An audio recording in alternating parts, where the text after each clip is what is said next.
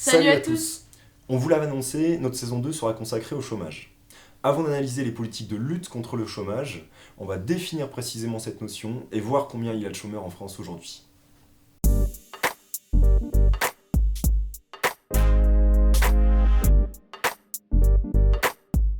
On est constamment asséné de chiffres sur le chômage. Ses hausses et plus rarement ses baisses. Mais avant ça, on va revoir les bases. Il faut savoir qu'on divise la population d'un pays en deux grandes catégories. D'un côté les actifs, c'est-à-dire les travailleurs en emploi et ceux qui en sont privés, donc ça c'est les chômeurs. Et de l'autre, les inactifs, c'est-à-dire ceux qui sont ni en emploi ni au chômage. Donc ça c'est par exemple les retraités ou les étudiants. Donc ce qui est très important de comprendre, c'est que les chômeurs ne sont pas des inactifs.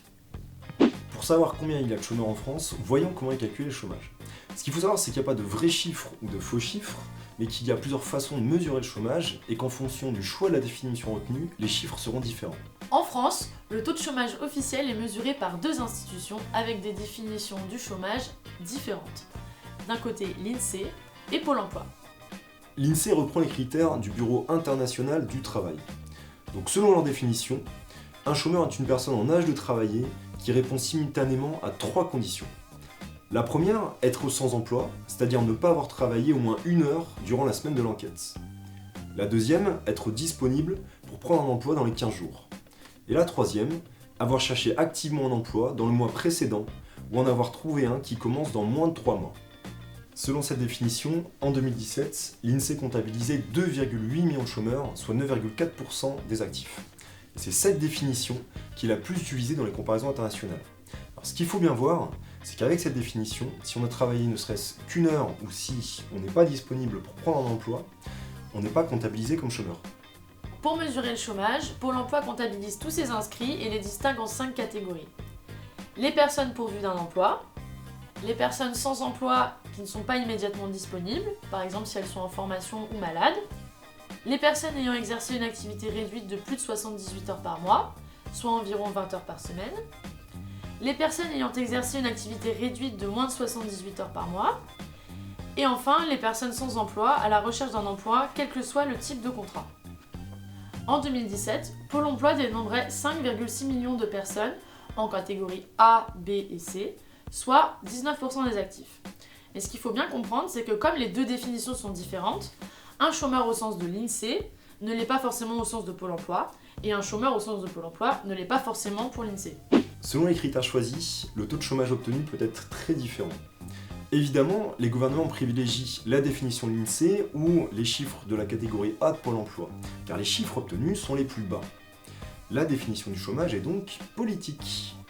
Pour comprendre pourquoi les deux définitions entraînent de telles différences de chiffres, il faut voir qu'il n'est pas si simple de distinguer qui est en emploi, au chômage ou en inactivité.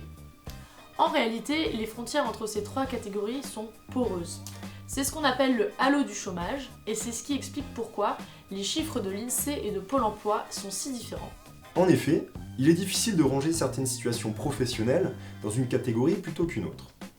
Par exemple, Myriam travaille à Carrefour 25 heures par semaine, mais elle souhaiterait travailler plus longtemps, seulement son employeur ne lui propose rien de mieux.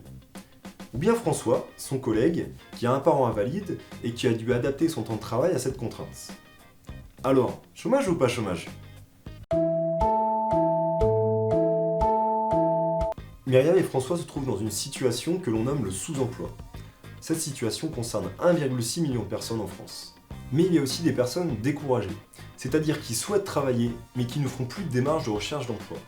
Par exemple, Monique, ouvrière textile de 50 ans, qui ne trouve plus d'emploi dans sa branche depuis 5 ans. 730 000 personnes se retrouvent dans cette situation. Enfin, il y a aussi des personnes qui souhaitent un emploi mais qui ne sont pas disponibles dans les 15 jours. Exemple Karim, qui vient d'être envoyé en formation poseur de fibres et n'est plus comptabilisé comme chômeur, ce qui représente 875 000 personnes. Si on prend en compte toutes ces personnes qui sont dans une situation intermédiaire face à l'emploi, on se rend compte finalement que les chiffres de l'INSEE et de Pôle emploi sont assez proches. Plus de 5,5 millions de personnes sont au chômage ou dans le halo du chômage. Vous vous rendez compte ? Non mais allô quoi.